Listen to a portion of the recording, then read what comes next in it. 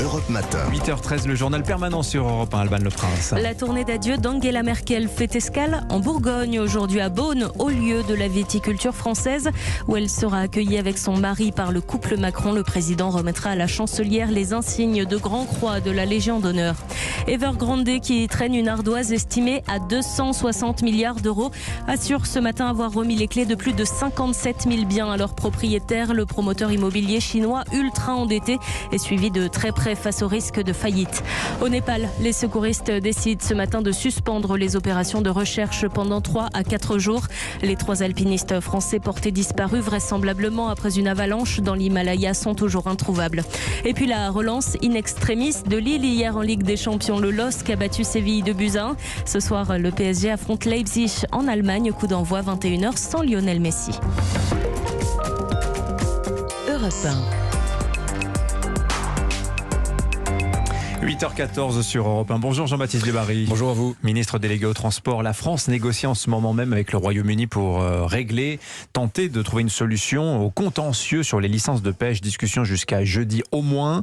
Hier, Boris Johnson a indiqué que malgré la menace française de sanctions, sa position ne changerait pas. Est-ce que ça sert encore de négocier avec les Britanniques ?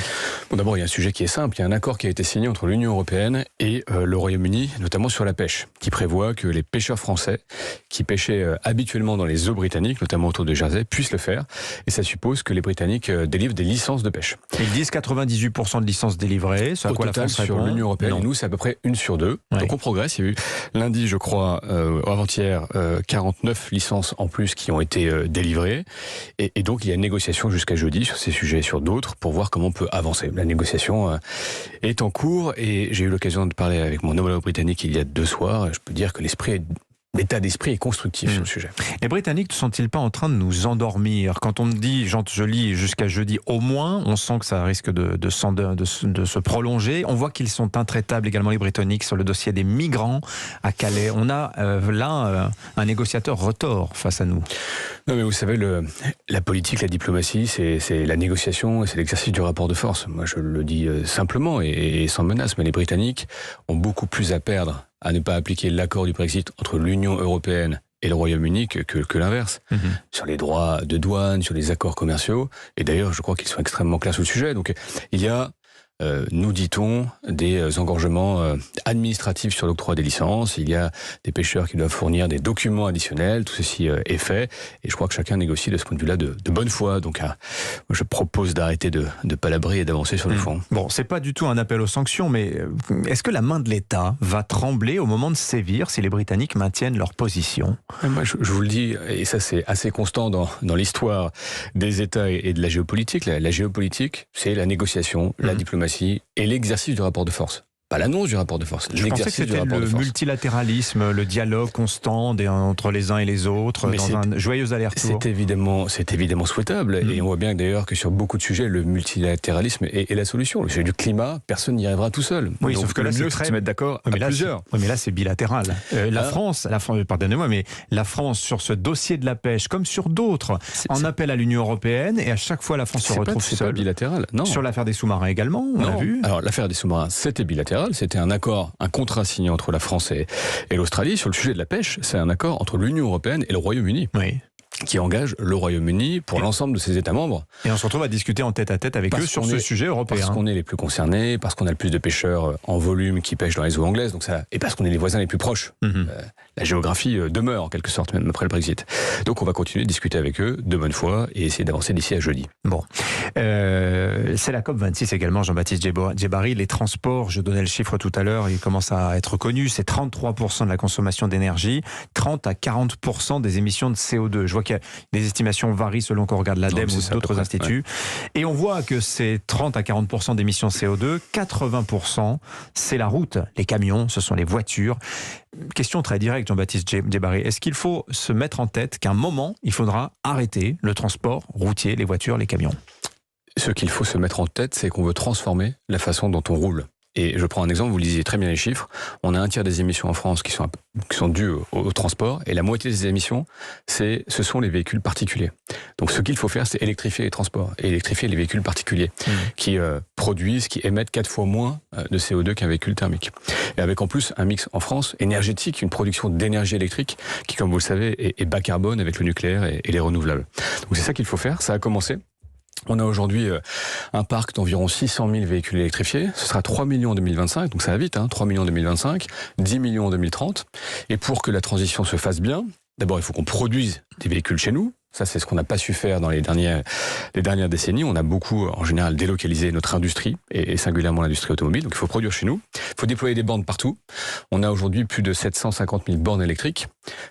L'effort qu'on fait aujourd'hui, essentiellement, c'est de les déployer sur les longues distances, en tout cas sur les grands axes. Les autoroutes, notamment. Autoroutes, les routes nationales. Et puis, bien sûr, d'ouvrir des bornes au public dans les centres commerciaux, les stations-service. On aura 1 million de bornes d'ici à la fin de l'année. On aura couvert l'intégralité de toutes les aires de service des grands axes d'ici à la fin de l'année prochaine. Mais vous dites que ce sera 10 millions de véhicules électriques en France à l'horizon 2030. Actuellement, il y a 52 millions de véhicules en circulation en France. Ça veut dire qu'il n'y aura qu'une voiture sur 5 qui sera, carbone neutre. Ouais, pas 52 millions de véhicules qui roulent. Oui. Mais ce qui est sûr, c'est que les projections qu'on a actuellement, qui sont d'ailleurs les projections qu'on observe partout dans les pays industrialisés, des pays notamment d'Europe de l'Ouest, c'est qu'on aura donc 3 millions de véhicules en 2025, 10 millions en 2030, 21 millions en 2035, donc ça va très vite, c'est exponentiel. Que vont devenir pendant 15 ans, quel sort attend ceux qui n'auront pas forcément les moyens d'acheter un véhicule électrique malgré les aides publiques qui sont très élevées et prolongées? Je prends un exemple. Aujourd'hui, vous avez un marché de l'occasion qui commence à naître. Vous avez des véhicules qui ont une dizaine d'années, dont les batteries sont en bon état. C'est la fameuse génération des Zoé, et que vous trouvez sur le marché de l'occasion autour de 8-9 000 euros. Donc on a mis aussi des primes pour l'accès au marché de l'occasion. Par ailleurs, le fait de produire beaucoup de véhicules, ça va faire baisser le coût des véhicules. Ça, on le sait, on le voit, on l'anticipe. Et puis nous avons mis en place des aides. Je prends un exemple. Vous êtes dans la métropole du Grand Paris et vous avez des conditions de ressources modestes. Vous pouvez bénéficier, si vous mettez votre véhicule à la casse, d'une prime à la conversion. Vous pouvez bénéficier du bonus électrique, des aides. Ça, au total, l'ensemble des aides cumulées, c'est 18 000 euros dans la métropole du Grand Paris. Oui, mais sous condition de revenus, vous le savez très bien, Jean-Baptiste Djebbari. Avec d'autres mécanismes complémentaires, du microcrédit, des prêts à taux zéro. Donc tout ça est disponible. Je dis pas que c'est toujours simple. En tout cas, c'est disponible. Ce que j'allais vous dire, ça demande une stratégie d'investissement, c'est quand même compliqué. Mais la question que je me posais, c'est que là, vous mettez en avant la carotte pour passer à l'électrique. Mais qu'en est-il du bâton qui a été rangé en 2018 après les gilets jaunes? On voit que le gouvernement, dans le domaine des transports particulièrement, hésite à le brandir à nouveau. On l'a vu par exemple dans la suspension du contrôle technique pour les 2 roues cet été. On le voit dans l'application de l'obligation du pneu hiver dans certains départements. Est-ce qu'une politique fiscale dure attend les automobilistes qui ne feront pas ce choix du véhicule électrique dans les années à venir, Jean-Baptiste Djebbari? Tel que vous le décrivez, c'est la norme. C'est que vous savez que d'abord la France et l'Europe s'est choisi en quelque sorte le destin du véhicule électrique. On a un paquet climat qui s'appelle Fit for 55 et qui prévoit une baisse des émissions de 55%. Et parmi les grands outils, il y a effectivement la transition vers le véhicule électrique, encore une fois très rapide pour l'ensemble des pays européens. Et donc l'outil qui va en quelque sorte driver tous les investissements, et qui d'ailleurs se traduit déjà dans les annonces des constructeurs. Vous voyez que tous les constructeurs automobiles sérieux du monde ont annoncé la transition extrêmement rapide vers le véhicule à batterie électrique. Ils n'ont pas le choix en même temps. C'est la norme. Mais du coup, il risque des amendes européennes. Vous parliez en quelque sorte de l'incitation, pour ne pas dire le bâton.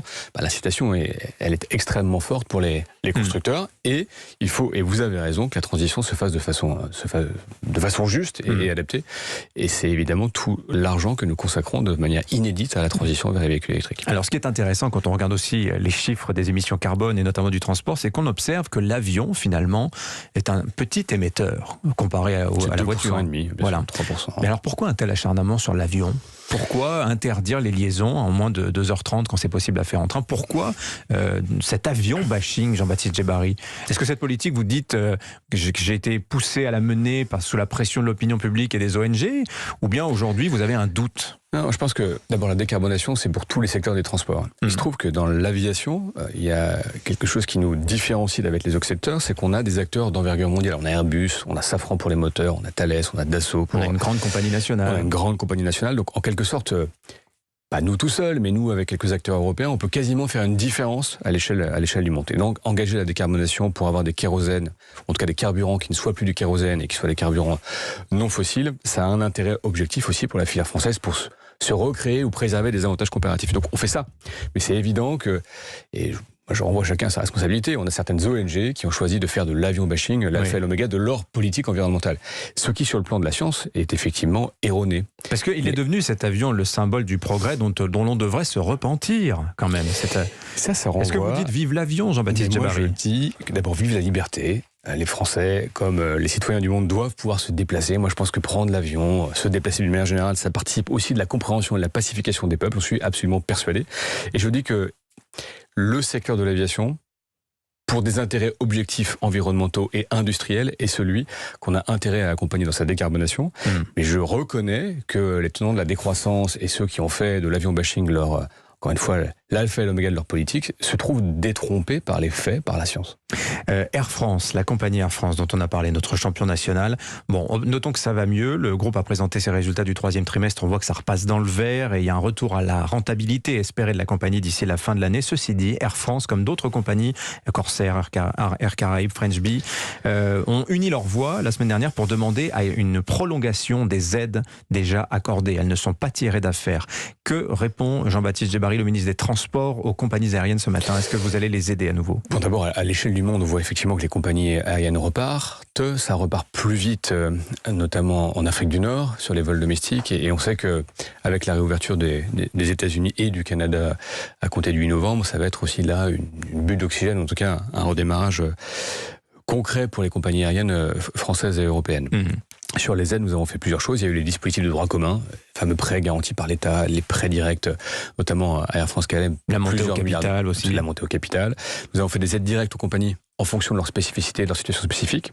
Et nous avons dit que nous continuerons d'être présents de façon ciblée auprès des opérateurs du transport aérien qui en auraient besoin. Donc vous étudiez le dossier, si j'ai bien compris. Tous les dossiers que nous avons, quand ils nous arrivent, nous l'étudions avec beaucoup de précision et nous tentons d'y apporter les réponses les plus ciblées possibles. Vous avez répondu tout à l'heure à la question de l'instrumentalisation de l'avion dans la bouche de certains écologistes.